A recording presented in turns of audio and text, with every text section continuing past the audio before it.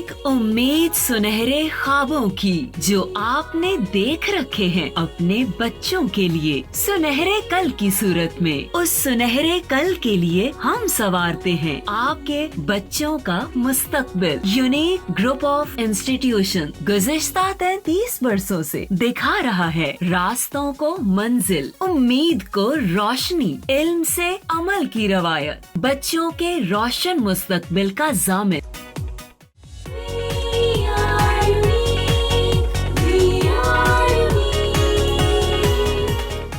बिस्मिल्लाहिर्रहमानिर्रहीम। अस्सलामुअलैकुम dear students, कैसे हैं बेटा आप लोग। उम्मीद है अल्लाह तबारक व तआला की रहमत के साए में आप लोग खैर व आफ़ियत से होंगे। जी बेटे, आपका मैथमेटिक्स टीचर गुलजार अहमद लेक्चर नंबर 70 के साथ हाज़िर है। जी बेटा, इससे पहले लेक्चर नंबर 69 में हमने थ्योरम नंबर 4 कंप्लीट किया था चैप्टर नंबर 9 का।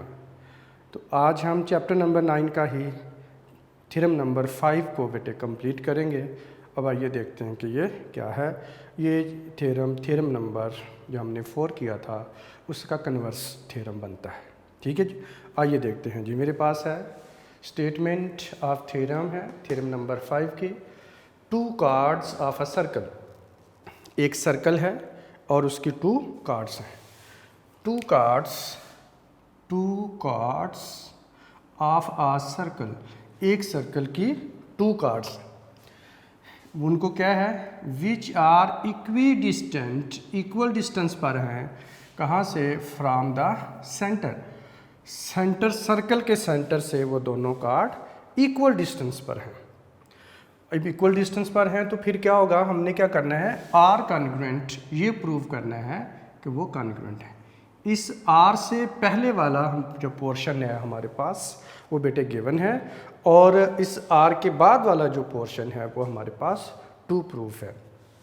मसलन टू प्रूफ को अभी हम देखते हैं कैसे। पहले आप ये देख लें कि 2 chords of a circle which are equidistant from the center, यानी कि हमारे पास बेसिकली 2 कार्ड्स हैं एक सर्कल की, और वो दोनों सर्कल के सेंटर से इक्वल डिस्टेंस पर है। ये हमारे पास गिवन है। ठीक है बेटे, तो सबसे पहले आपने लिखना है गिवन। जी गिवन हमारे पास होगा, जब आपने गिवन लिखना है तो गिवन के बिल्कुल सामने आपने डायग्राम बना लेनी। ठीक है, क्योंकि बेटा जब हम गिवन को लिख रहे होते हैं तो उसके अंदर इन्वॉल्व होता है फिगर को देखकर हम बेटा गिवन जो है वो बना रहे होते हैं। या आपको मैंने बताया था मेरे पास डी है, इससे आप बना सकते हैं, या कंपास बेटे आप यूज़ कर सकते हैं। ठीक है, कितने साइज़ का सर्कल बनाना है ये आपने पहले से डिसाइड कर लेना है। तो इस तरह से ये हमारे पास एक सर्कल डी के ज़रिए से जब आप बना रहे होंगे तो इस तरह से हाफ सर्कल बन जाएगा, और फिर दूसरा हाफ सर्कल आप बना सकते हैं। तो मैंने आपको पहले बताया हुआ है, साइज़ आपने पहले से ही तय कर लेना है कि कितने साइज़ का सर्कल आप बनाने जा रहे हैं, उसका रेडियस कितना होगा। आमतौर पर मैंने आपको बताया था 3 सेंटीमीटर रेडियस का अगर आप सर्कल ड्रा करते हैं तो वो ज़्यादा बेहतर होता है। ठीक है जी बेटा, तो ये हमारे पास जो है सर्कल का सेंटर आ जाता है। ठीक है जी, तो एक सर्कल है जिसके अंदर क्या है 2 कार्ड्स बेटा हमने लेनी है। ठीक है, तो वो मैंने आपको बताया था, इसके लिए भी आप इससे यूज़ कर सकते हैं।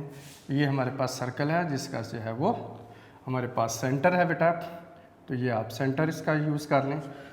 अब आपने 2 कार्ड्स लेनी है जो कि दोनों कार्ड्स के बीच are equidistant from the centre. तो equidistant from the centre लेने के लिए तो आप सिंपल साइड में आपको शॉर्टकट बता देते हो, तो आप इक्वल कार्ड पहले से इक्वल कार्ड ले लें आप। ठीक है, वो थ्योरेटिकली भी हम प्रूव कर देंगे। तो बहरहाल पहले आप 2 इक्वल कार्ड्स यहाँ पे बिल्कुल सीधा डी रख के थोड़ा सा आप इसको शिफ्ट कर देंगे इस साइड पे, लेफ़्ट की तरफ टर्न कर दें, तो ये हमारे पास बेटा जी एक कार्ड बन जाएगी। ठीक है, अगर ये कार्ड डिस्टेंस का अगर फ़र्क हो तो आप इसे थोड़ा दूर बना सकते हैं।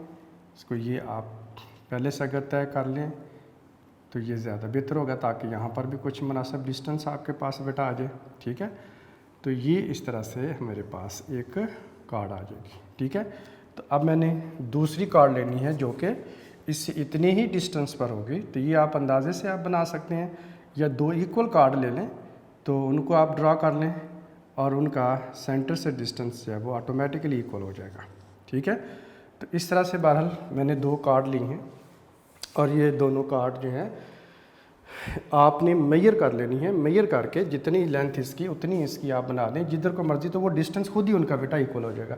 लेकिन हमने चूँकि इक्वल डिस्टेंस पर बनानी है तो वो फिर परपेंडिकुलर डिस्टेंस होता है, तो उसको ज़रा मैनेज करना मुश्किल हो सकता है। ये हमारे पास आ जाएगा ए और बी कार्ड है और सेकंड कार्ड हमारे पास सी और डी है।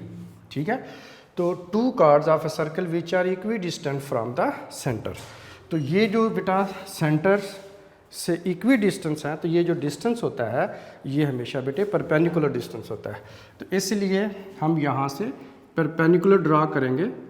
तो ये परपेंडिकुलर ड्रा करने का दूसरा तरीका मैंने आपको बताया कि आप इस ए बी का मिड पॉइंट ले लें, सेंटर को मिड पॉइंट से ज्वाइन कर दें, तो ऑटोमेटिकली यहाँ पर बेटे क्या होगा, परपेंडिकुलर बन जाएगा। ठीक है, इसी तरह से दूसरी कार्ड के ऊपर आपने परपेंडिकुलर ड्रा करना है। तो ये जो परपेंडिकुलर होगा इस तरह से आप ड्रा कर देंगे। ठीक है, और ये हमारे पास बेटा जी आ जाएगा, दूसरा परपेंडिकुलर आ गया। तो ये सेंटर है, वो है जिसका नाम, इसका नाम आप रख लें कि ये एच है। ठीक है जी, और इस पॉइंट का नाम आप रख लेंगे कि ये के है, बिल्कुल वैसे ही जिस तरह से इससे पहले वाले थ्योरम में हमने रखा था। तो अब हमने इसको बेटा लिखना है और लिखकर ये बताना है हमने कि ये गिवन हमारे पास क्या है। ठीक है जी, गिवन में आप ये लिखेंगे 2 कार्ड्स। अब वो कार्ड कौन सी हैं, A B and C D. तो आप लिखेंगे A B and C D are 2 chords, 2 chords. और इससे पहले थ्योरम में हमने क्या लिखा था, 2 इक्वल कार्ड्स। अब इक्वल नहीं लिखना, आपने लिखना है A B and C D are 2 chords of a circle with centre at O, यानी जिसका सेंटर कहाँ पर होगा, ओ पर होगा। तो और उसके बाद जो है आपने बेटा बताना है कि ओ एच ए बी पर परपेंडिकुलर है। अब ओ एच परपेंडिकुलर है ए बी के ऊपर एंड, और ओ के परपेंडिकुलर है सी डी के ऊपर। O K is perpendicular on the chord C D, and साथ बताना सो डैट ये जो डिस्टेंस है, मेजरमेंट ओ एच डिस्टेंस और इज इक्वल टू होगा मेजरमेंट ओ के डिस्टेंस के। अब इसे प्रीवियस थ्योरम में आप देख सकते हैं ये हमारा 2 प्रूव था। अब ये जो 2 प्रूव है ये गिवन में है, और जो गिवन में है वो 2 प्रूव में चला गया। अब ये कैसे पता चला इक्वल है, विच आर इक्वी डिस्टेंट, यानी इनके डिस्टेंस है इक्वल है। तो दैट्स वाई हम इनको जो है वो पहले गिवन में लिखेंगे। ठीक है जी बेटा, जब आपने इनको गिवन में लिख लिया तो गिवन में लिखने के बाद अब हमारा जो नेक्स्ट पॉइंट बनता है वो क्या आता है, 2 प्रूफ। जी 2 प्रूफ वो रिजल्ट होता है जो हमने बेटे प्रूव करके दिखाना होता है।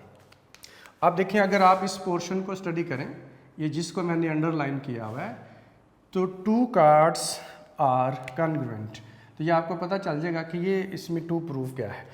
अब ये 2 कार्ड्स आर कॉन्ग्रुएंट, इसको शॉर्टकट करके पढ़ें। ठीक है, ये यहाँ से छोड़ दें, स्टेटमेंट को शॉर्टकट करके पढ़े। 2 कार्ड्स आर कॉन्ग्रुएंट, तो 2 कार्ड्स आर कॉन्ग्रुएंट वो कार्ड्स कौन सी हैं, एक का नाम है ए बी और एक का नाम है सी डी।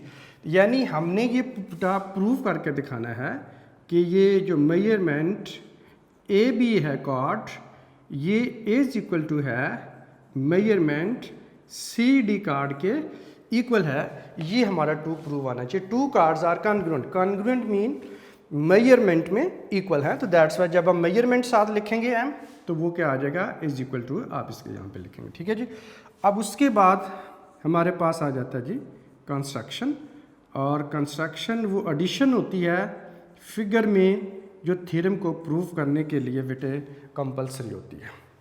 ठीक है जी, अब हमने क्या करना है, कि सर्कल के सेंटर को पॉइंट ए एंड सी के साथ ज्वाइन कर देना है, या आप यूं भी कह सकते हैं कि ए एंड सी पॉइंट को सर्कल के सेंटर से ज्वाइन कर दें। ठीक है, स्केल से आप ज्वाइन कर सकते हैं या डी के ज़रिए से भी आप ज्वाइन कर सकते हैं।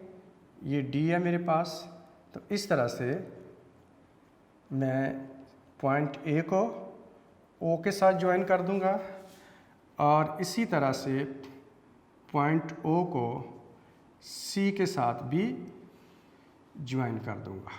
ठीक है बेटा, तो इस तरह से ये मेरे पास जो पॉइंट ए एंड सी को ओ के साथ ज्वाइन कर दिया। तो जैसे ही पॉइंट ए एंड सी को ज्वाइन कर देंगे बेटा सेंटर ओ के साथ, तो हमारे पास टू राइट एंगल्स ट्राइंगल बन जाएंगी, ओ ए एच और ओ सी के। और यही बात हमने यहाँ पर बतानी है। तो हमने क्या लिखना है जी, सिंपल हम लिखेंगे join A and B with O, या आप लिख सकते हैं विद सेंटर ओ। ठीक है, ए एंड बी को जब सेंटर ओ से ज्वाइन कर दिया, सो दैट वी फॉर्म, या वी हैव भी लिख सकते हैं right angles triangles. R T mean right, पीछे एंगल का सिंबल है तो राइट एंगल हो गया। तो ट्राइंगल्स लिखा के साथ ऐसे लिखेंगे तो ट्राइंगल्स बनेगा। ठीक है, अब कौन कौन सी वाली ओ A H, O A H, और दूसरी हमारे पास ट्राइंगल बेटा कौन सी होगी, ओ सी के। तो यह आ जाएगा ओ सी के। तो ये हमारे पास बेटा टू राइट एंगल्स ट्राइंगल बन जाती हैं। ठीक है बेटा, अब मैंने आपके सामने गिवन स्टेटमेंट से फिगर बनाई है और फिगर से गिवन लिखा है, टू प्रूव लिखा है, देन कंस्ट्रक्शन को लिखा है। अब आइए एक दफ़ा इसको रिवाइज कर लेते हैं। To cards of a circle, सबसे पहले एक सर्कल ड्रॉ कर लेंगे और उसकी आपने टू कार्ड्स ड्रॉ करनी। वो टू कार्ड्स किस तरह से ड्रॉ करनी है, which are equidistant from the center, यानी उनका सेंटर से डिस्टेंस इक्वल होगा। अब सेंटर से डिस्टेंस इक्वल करके अगर आप बनाएंगे तो इसके लिए प्रॉब्लम हो सकती है। उसका मैंने बेटा शॉर्टकट आपको ये बताया है कि आप एक कार्ड को वैसे ही बना लें और जितनी भी लेंथ की मर्ज़ी बना लें। दूसरी कार्ड को जब आप बनाएं, जितनी ए बी की लेंथ है उतनी लेंथ की आप एक दूसरी कार्ड बना लें, तो आप देखेंगे कि इस तरह से सेंटर से डिस्टेंस बेटा खुद ब खुद उनका इक्वल हो जाएगा। अब आपने करना है कि ए बी का मिड पॉइंट ले लेना है, सेंटर को मिड पॉइंट से ज्वाइन कर देना है। जब आप सेंटर को मिड पॉइंट से ज्वाइन करते हैं तो उसके ऊपर परपेंडिकुलर बन जाता है। तो असल में हमने परपेंडिकुलर ड्रॉ करना होता है, तो या आप बाकायदा परपेंडिकुलर ड्रॉ कर लें। ठीक है, तीसरा से यहाँ पे ओ से सी डी के ऊपर परपेंडिकुलर ड्रॉ करना है, तो सी डी का मिड पॉइंट लेकर ओ को मिड पॉइंट से ज्वाइन कर दें, आप देखेंगे कि परपेंडिकुलर खुद ब खुद बन जाएगा। ठीक है बेटा, तो इस तरह से आप आपको ऐसे ही डायग्राम के अंदर ला सकते हैं। अब उसके बाद आ जाता है, आपने बताना है कि A B and C D are two chords हैं ऑफ अ सर्कल जिसका सेंटर ओ पर है, and O H A B के ऊपर परपेंडिकुलर है, ओ के सी डी के ऊपर परपेंडिकुलर है क्योंकि इक्वी डिस्टेंट है, और so that O H O के इक्वल है, यानी ये जो डिस्टेंस ओ एच है ओ के इक्वल है। ठीक है, अब टू प्रूफ क्या आ जाएगा, टू कार्ड्स आर कॉन्ग्रुएंट, और वो दोनों कार्ड्स कौन सी हैं, एक कार्ड का नाम है ए बी और दूसरी का नाम है सी डी। तो हमने ये लिखना measurement A B is equal to measurement C D, और ये हमारा टू प्रूफ होगा। ठीक है जी, ये आंसर आना चाहिए। अब construction is a very simple. आपने सेंटर को पॉइंट ए एंड सी से ज्वाइन करना है, या पॉइंट ए एंड सी को सेंटर ओ से ज्वाइन कर देना है। तो हम लिखेंगे join A and B with centre O, A and B को विद सेंटर ओ से ज्वाइन कर दिया। ज्वाइन करने से क्या बना, so that we form right angle triangles O A H and O C K. तो ओ A H and O C के हमारे पास क्या बनती हैं, टू राइट एंगल्स ट्राइंगल्स बन जाती हैं। ठीक है बेटा जी, अब हम देखते हैं इसका मोस्ट इंपॉर्टेंट है प्रूफ। जी बेटे, हमारे पास है प्रूफ, स्टेटमेंट्स है और इसके रीजन है, दो कॉलम बेटा हमने बना लेने हैं। अब उसके बाद हमारे पास टू राइट एंगल्स ट्राइंगल्स है, उसकी करस्पॉन्डेंस बेटा हम बनाएंगे। In the correspondence of two right angles triangles, और ये हमारे पास राइट एंगल्स ट्राइंगल्स। अब कौन कौन से वाले हैं बेटा, ये हमने कंस्ट्रक्शन में लिखी भी हैं, OAH है और OCK है। तो ये बेटा आ जाएगा OAH और दूसरी हमारे पास ट्राइंगल है OCK। अब OH और OCK में बेटा हमने देखना है कि कौन कौन सी वाली साइड किसके इक्वल आती है, इनको कॉन्ग्रुएंट हमने बेटा प्रूव करना है। ठीक है जी। तो सबसे पहले आप देखें, जैसे ही आपने पॉइंट ए को सेंटर से ज्वाइन किया तो सर्कल के पॉइंट को जब सर्कल के सेंटर से ज्वाइन करते हैं तो क्या बनता है, रेडियल सेगमेंट। इसी तरह से जब सी को ओ से ज्वाइन किया तो ये भी रेडियल सेगमेंट बनता है। तो एक ही सर्कल के दोनों रेडियल सेगमेंट मेजरमेंट में इक्वल होते हैं। तो दैट्स वाई फिर हम बेटे यहाँ पे लिखेंगे मेजरमेंट और हमारे पास आ जाएगा ओ ए इज इक्वल टू मेजरमेंट हमारे पास आ जाएगा ओ ए इज इक्वल टू OC होगा। अब देखिए इसकी रीज़न क्या होगी, इसकी रीज़न बेटा ये है radii of the same circle की रेडियाई हैं और ये लेंथ में इक्वल होते हैं। ठीक है। अब उसके बाद आप देखें कि ये 90 डिग्री का एंगल है बेटा, तो 90 डिग्री के एंगल के अपोजिट जो साइड होती है दैट इज OH और OA और OA हमारे पास क्या है, हाइपोटेन्यूस। तो हाइपोटेन्यूस है तो दैट्स वाई हम इसको लिख देंगे हाइपोटेन्यूस OA और इज इक्वल टू, अब ये OC साइड भी है, side opposite to the right angle, that's why OC is also hypotenuse. तो इसको भी आप लिख देंगे हाइपोटेन्यूस और OC बेटा आ जाएगा। हाइपोटेन्यूस हमने लिखा है ये साइड 90 डिग्री के ऑपोजिट होने की वजह से, और ये रेट इनकी रीजन इक्वल होने की वो लिखी है OA is equal to OC radii of the same circle बेटा हमने लिखे हैं, बिल्कुल जिस तरह से इससे हमने प्रीवियस थ्योरम नंबर 4 में बेटा हमने पढ़ा था। ठीक है जी। अब उसके बाद हम बात करते हैं कि जो हमारे पास OH है वो OK के इक्वल है। जब हाइपोटेन्यूस इक्वल हो जाता है तो बाकी दोनों साइडों में से किसी एक साइड का इक्वल होना ज़रूरी होता है, उसको हम देखते हैं। ठीक है जी। अब हमारे पास ये लिखा हुआ है बेटा OH जो हमारे पास है और वो किसके इक्वल है, OK के इक्वल है। तो इसके नीचे अब आप लिख लेंगे measurement OH is equal to measurement OK और इसकी आप रीज़न क्या लिख लेंगे, गिवन है, और ये गिवन में ऐसे लिखा हुआ है तो दैट्स वाई आप लिख लेंगे। गिवन में क्या था, आर इक्वी डिस्टेंट, यानी इनके डिस्टेंस इक्वल हैं और वो डिस्टेंस फिगर के मुताबिक एक AB का डिस्टेंस सेंटर से OH है और CD का सेंटर से डिस्टेंस OK है। इक्वी डिस्टेंट है तो ये दोनों डिस्टेंस क्या होंगे, इक्वल, और ये हमने गिवन में लिखे हुए और गिवन में दिए हुए थे, वहीं से उठा के इधर लिख लिया हमने। ठीक है बेटा। तो अब इस तरह से दोनों राइट एंगल ट्राइंगल की करस्पॉन्डेंस में हमारे पास हाइपोटेन्यूस दोनों का इक्वल है और एक साइड भी इक्वल है। तो जब हमारे पास हाइपोटेन्यूस, एक ट्राइंगल की हाइपोटेन्यूस और साइड दूसरी ट्राइंगल की हाइपोटेन्यूस और साइड के कॉन्ग्रुएंट हो तो दोनों ट्राइंगल कॉन्ग्रुएंट बेटा होती हैं। ठीक है।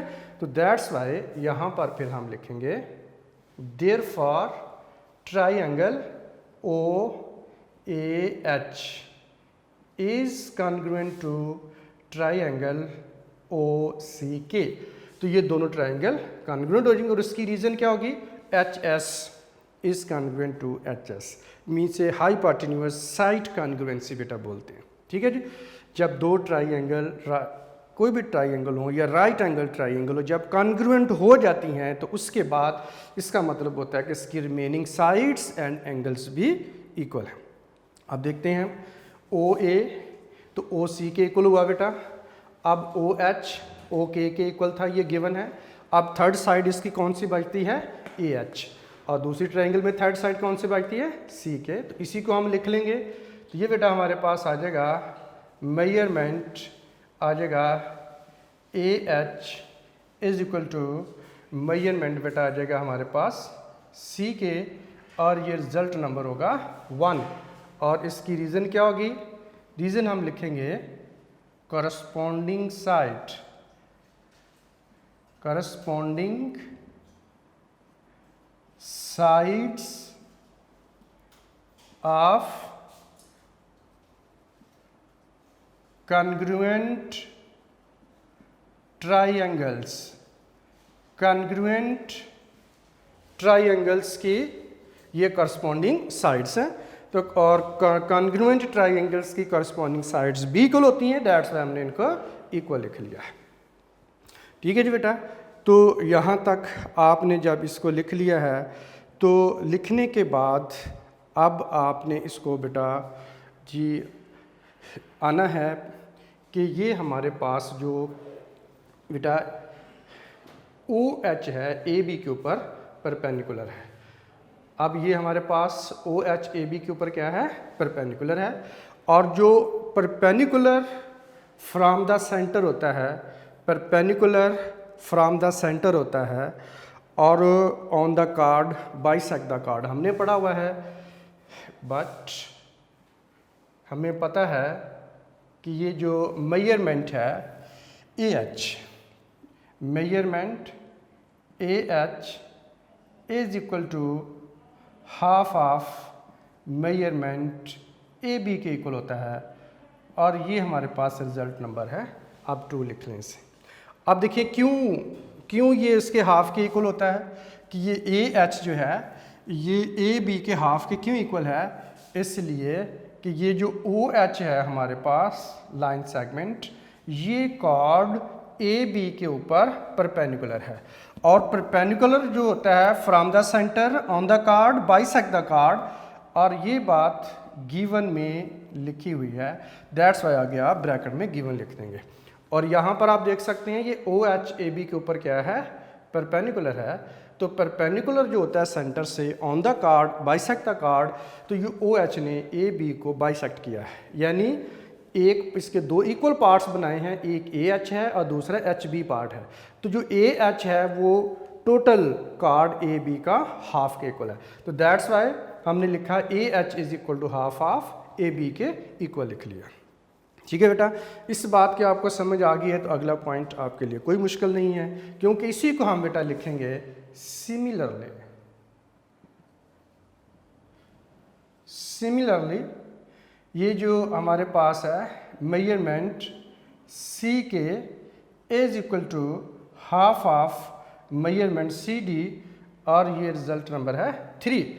अब इस तरह से ये जो C के है ये टोटल लेंथ CD के हाफ के इक्वल है। उसकी रीज़न क्या है कि O के AB CD के ऊपर परपेंडिकुलर है, perpendicular from the centre on the chord bisect the chord, तो इसके 2 पार्ट बन जाएंगे, एक हाफ C के होगा और एक हाफ के D बेटा होगा।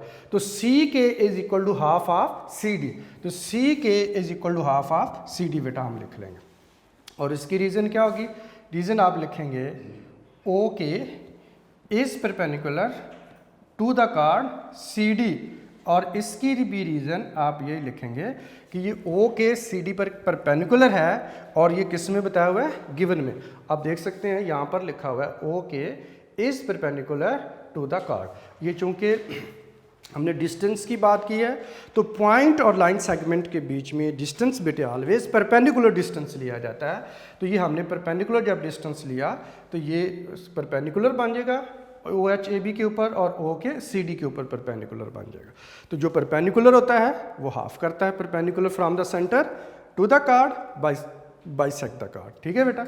अच्छा, अब जब ये हमारे पास आ गया कि ये AH AB का हाफ है और C के CD का हाफ है, जब आपने इन दोनों के बेटा हाफ लिख लिए, तो हाफ लिखने के बाद आपने ये बताना है, इसी लाइन को पॉइंट नंबर 1 को आपने रीराइट करना है। ठीक है, आप लिखेंगे since measurement AH is equal to measurement C K, और इसकी रीज़न क्या आप लिखेंगे, ऑलरेडी प्रूव्ड, और ये पहले से हमने प्रूव कर रखा है इन 1, तो पोजीशन 1 पे हमने इसको प्रूव किया, उसी को रीराइट बेटा किया। ठीक है जी। अब आप 2 और 3 से वैल्यू पुट कर लें। AH किसके इक्वल है, हाफ ऑफ AB के, और C के किसके इक्वल है, हाफ ऑफ CD के। आप ये कह सकते हैं कि इक्वेशन नंबर 2 से और 3 से आपने वैल्यू पुट करनी है। अब ए एच किसके इक्वल है? हाफ ऑफ ए बी के। तो दैट्स वाई इसकी जगह पे मैं लिखूंगा half of measurement A B के बेटा इक्वल आ जाएगा। और सी के की वैल्यू कितनी है? C K is equal to half of C D के इक्वल है। तो दैट्स वाई मैं लिख दूंगा यहाँ पे half of measurement C D आ जाएगा। और यहाँ पे आप लिख देंगे फ्रॉम रिजल्ट 2 एंड 3 तो रिजल्ट 2 एंड 3 को कंबाइन करते हैं तो ये बेटा जी हमारे पास रिजल्ट बन जाता है। ठीक है, अब उसके बाद जब आप यहाँ तक आ गए, अब ये बेटा इक्वेशन है और इक्वेशन के बोथ साइड 1/2 क्या हो रहा है? मल्टीप्लाई हो रहा है। आप इस बात को यूँ समझ सकते हैं जैसे ये मेरे पास 2x है और इज इक्वल टू 2y है।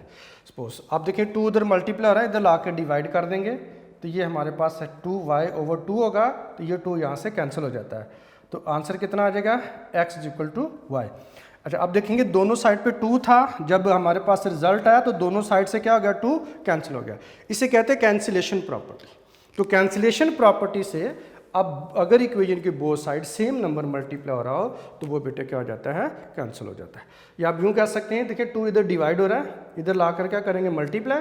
तो ऊपर हमारे पास क्या आ जाएगा? 2 तो 2 के साथ क्या हो जाएगा? कट हो जाएगा। करना नहीं है इस तरह से, लेकिन अब आगे है डायरेक्ट बुक में बेटा रिजल्ट लिखा हुआ, वो रिजल्ट किस तरह से लिखा हुआ है तो आप ये बता सकते हैं that is measurement A B is equal to measurement C D. तो इस तरह से measurement A B is equal to measurement C D आप लिख देंगे। ठीक है, ये आप लिख सकते हैं देयरफॉर। अब इसकी रीज़न क्या होगी?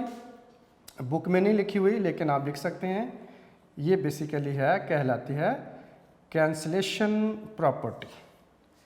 कैंसिलेशन प्रॉपर्टी यहाँ पे यूज़ हुई है।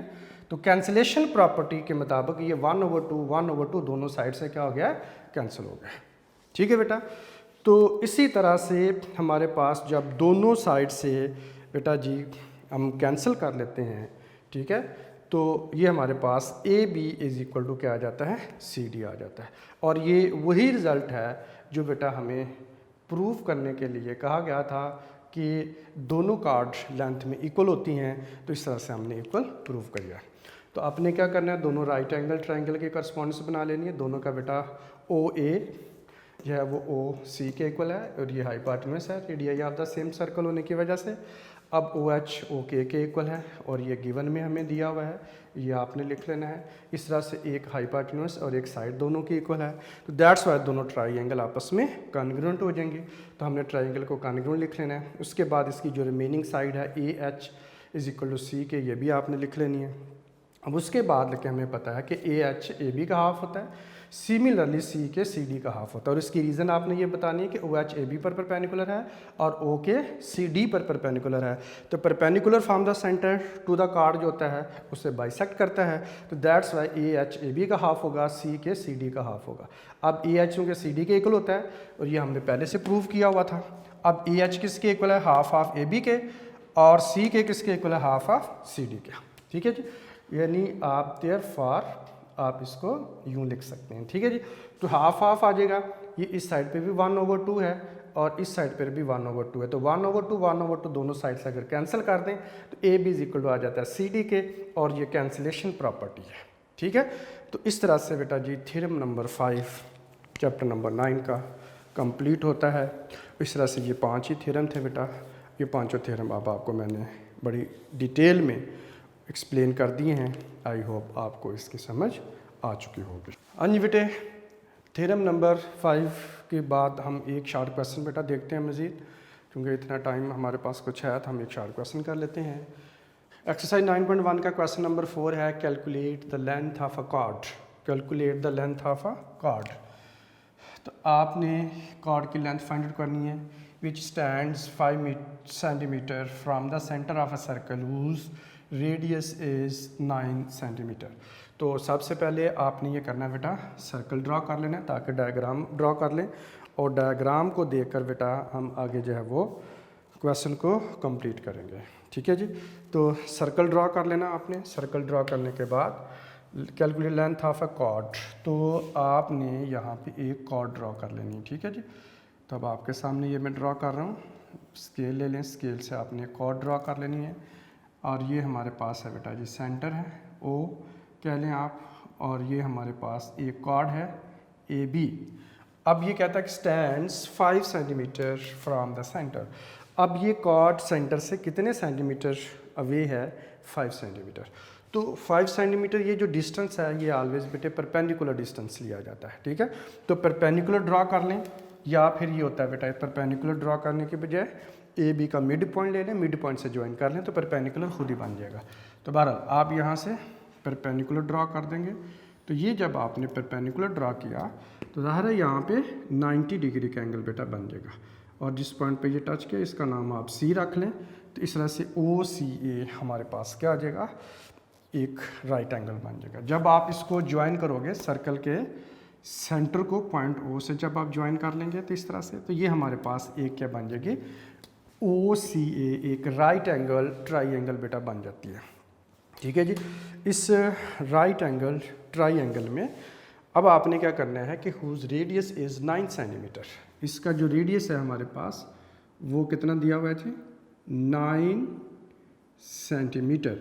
और ये कितना अवे है? 5 सेंटीमीटर सेंटर से अवे स्टैंड करता है। तो अब आपने फाइंड आउट करना है कि इस कॉर्ड ए बी की लेंथ बेटा कितनी होगी, ठीक है।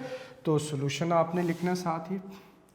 तो सॉल्यूशन में हम ये लिख लेंगे, सबसे पहले आप रेडियस लिख लें इसका। रेडियस ऑफ सर्कल कितना है?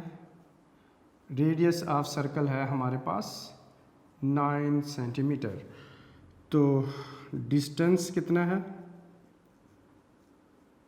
डिस्टेंस फ्रॉम सेंटर, तो डिस्टेंस फ्रॉम सेंटर है 5 सेंटीमीटर, ठीक है बेटा। अब जब 5 सेंटीमीटर डिस्टेंस है तो हमने इसका फाइंड आउट करके बताना है कि कॉर्ड की लेंथ कितनी होगी, ठीक है जी। अब हम लेट कर लेते हैं यहाँ पे कि ये हमारे पास ए से लेकर जो सी तक डिस्टेंस है वो x है। इससे हमें ज़रा कैलकुलेट करने में आसानी रहेगी, ठीक है। Let measurement A C is equal to x है, ठीक है बेटा। अब ये हमारे पास राइट एंगल ट्राइंगल बनती है, इसमें हम पाइथागोरस थ्योरम अप्लाई करेंगे। In right angle triangle O C A bye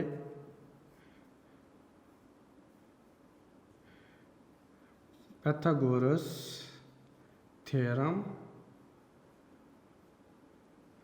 ji, Pythagoras theorem बेटे क्या कहता है कि राइट एंगल ट्राइंगल में square of length of hypotenuse is equal to sum of squares of lengths of other two sides. अब यहाँ पे hypotenuse कौन है? ओ ए।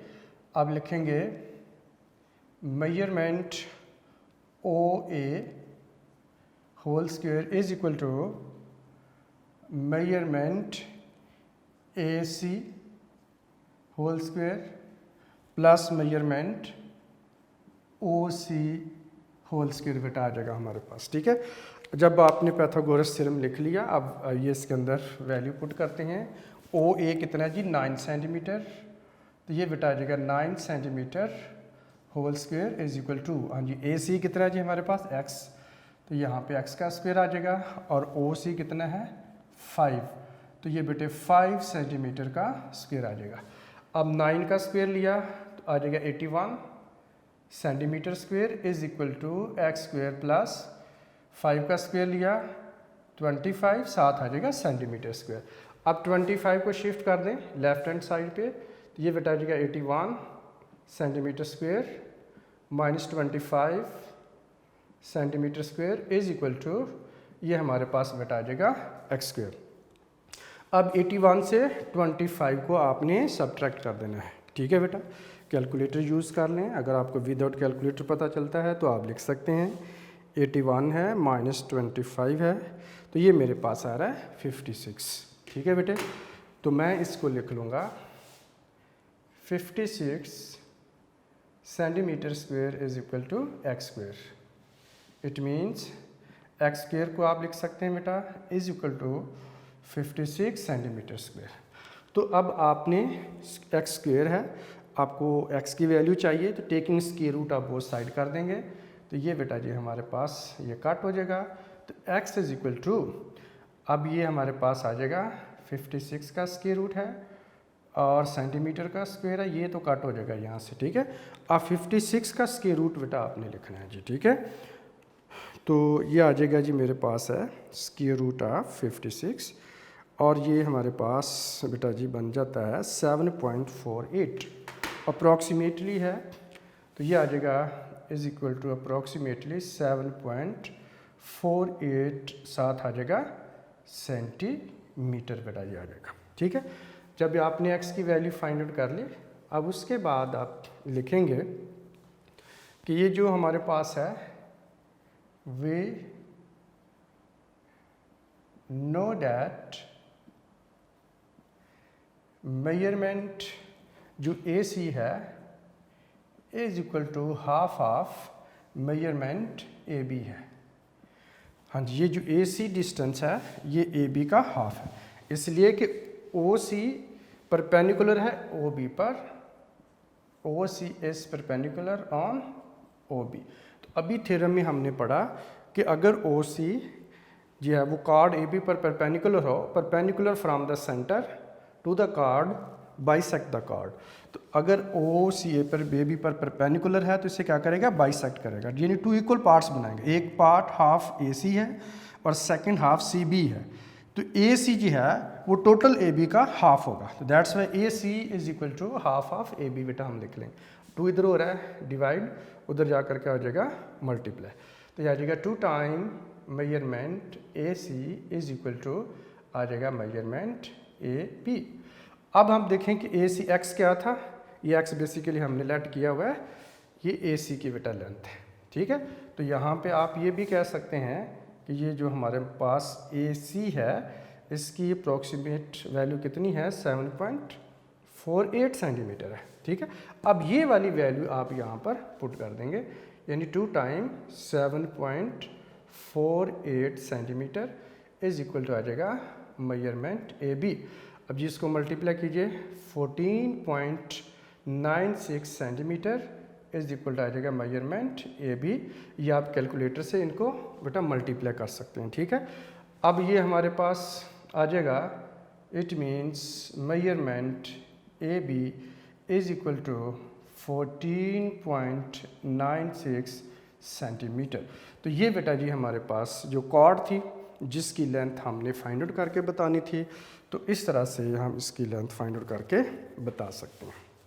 कोई मुश्किल नहीं है, बहुत बेटे आसान है, शॉर्ट क्वेश्चन में ये हमसे पूछा जा सकता है। अगर ये आता है तो ये सर्कल आपने खुद साथ डायग्राम बेटा ड्रा करनी है, इस तरह से पाइथागोरस थ्योरम अप्लाई करके, तो आप ये बेटा कैलकुलेट करके बता देंगे कि इसका आंसर किस तरह से हम फाइंड आउट कर सकते हैं। जी बेटा, आज हमने थ्योरम नंबर 5 को कंप्लीट किया और इसके साथ एक क्वेश्चन एक्सरसाइज 9.1 का क्वेश्चन नंबर 4 भी कंप्लीट किया। ये वो क्वेश्चन है जो शॉर्ट क्वेश्चन में आपसे बेटा पूछे जा सकते हैं, ठीक है। डेफिनेशन हम पहले से पढ़ चुके थे, अब आपने इनकी बहुत अच्छे तरीके से प्रैक्टिस कर लेनी है ताकि ये आपको बेटा आ जाएँ, इनमें कोई आपको प्रॉब्लम ना हो। अगर पेपर में आता है तो आप इस पोजीशन में हो कि आप इसे इजीली अटेम्प्ट कर सकते हो, ठीक है बेटा। तो आज का काम इतना ही है, मिलते हैं बेटा नेक्स्ट लेक्चर में, तब तक के लिए मुझे इजाज़त दीजिए। अपना बहुत सारा ख्याल रखिएगा, टेक केयर, अल्लाह हाफिज़।